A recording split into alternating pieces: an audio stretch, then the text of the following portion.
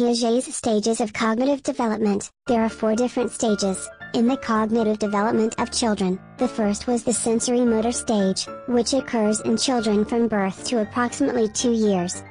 The preoperational stage is next, and this occurs in children aged around 2 to 7 years old. Sensory motor stage. Children aged around 7 to 11 or 12 go through the concrete operational stage, and adolescents go through the formal operations stage, from the age of around 11 to 16 or more.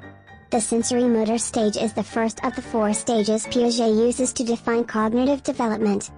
During this period, infants are busy discovering relationships between their bodies and the environment. Researchers have discovered that infants have relatively well-developed sensory abilities. The child relies on seeing, touching, sucking, feeling, and using their senses to learn things about themselves and the environment. Piaget calls this the sensory motor stage because the early manifestations of intelligence appear from sensory perceptions and motor activities. Through countless informal experiments, infants develop the concept of separate selves, that is, the infant realizes that the external world is not an extension of themselves.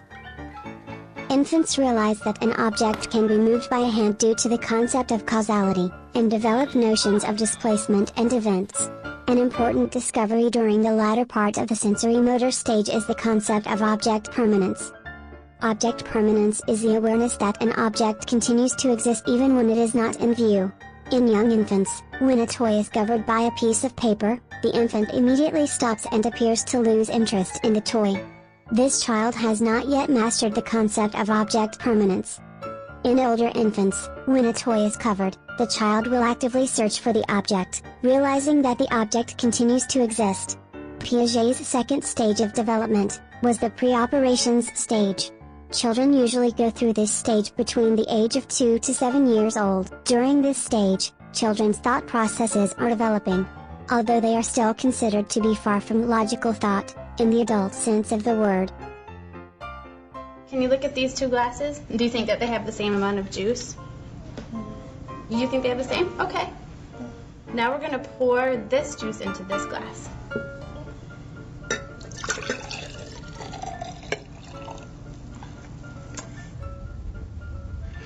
Now, do you think that this glass has more juice, this glass has more juice, or do you think that they have the same amount? That one has more. This one has more, and why do you think that this one has more? Because it's taller. Gradually during this stage, a certain amount of decentering occurs. This is when someone stops believing that they are the center of the world, and they are more able to imagine that something, or someone else could be the center of attention. Animism is also a characteristic of the pre-operational stage. This is when a person has the belief that everything that exists has some kind of consciousness. An example of this is that children often believe that a car won't start because it is tired or sick, or they punish a piece of furniture when they run into it, because it must have been naughty to hurt them. A reason for this characteristic of the stage is that the pre-operational child often assumes that everyone and everything is like them. Therefore, since the child can feel pain, and has emotions, so must everything else. Another aspect of the pre-operational stage in a child is that of symbolism. This is when something is allowed to stand for or symbolize something else. Moral realism is the fourth aspect of this stage. This is the belief that the child's way of thinking about the difference between right and wrong is shared by everyone else around them. One aspect of a situation, at one time, is all that they are able to focus on, and it is beyond them to consider that anything else could be possible. Due to this aspect of the stage, children begin to respect and insist on obedience of rules at all times, and they are not able to take anything such as motives into account. It says, if you hit a glass with a hammer, the glass will break. I knew that. And then this one says, Dawn hit a glass with a hammer. I knew that too. So what happened to the glass? It broke. It broke. Why did it break? Because the hammer's hard. If you hit a glass with a feather, the glass will break. No, it won't. And this is the second rule. Dawn hit a glass with a feather. What happened to the glass?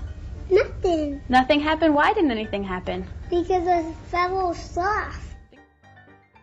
First one says, if you hit a glass with a feather, the glass will break. Okay. And the second one, Dawn hit a glass with a feather. What happened to the glass? It broke. And why did it break? Because the rule says if you hit a glass with a feather, it'll break. So if you hit a glass with a feather, it broke. Concrete operational stage. The concrete operational stage is the third stage in Piaget's theory. This stage typically occurs between the ages of 7 and 12. During this stage, the child begins to reason logically, and organize thoughts coherently. However, they can only think about actual physical objects, they cannot handle abstract reasoning. This stage is also characterized by a loss of egocentric thinking. During this stage, the child has the ability to master most types of conservation experiments, and begins to understand reversibility. The concrete operational stage is also characterized by the child's ability to coordinate 2 dimensions of an object simultaneously, arrange structures in sequence, and transpose differences between items, in a series. The formal operational stage. The formal operational stage is the fourth and final stage in Piaget's theory. It begins at approximately 11 to 12 years of age, and continues throughout adulthood. Although Piaget does point out that some people may never reach this stage of cognitive development, the formal operational stage is characterized by the ability to formulate hypotheses, and systematically tests them to arrive at an answer to a problem.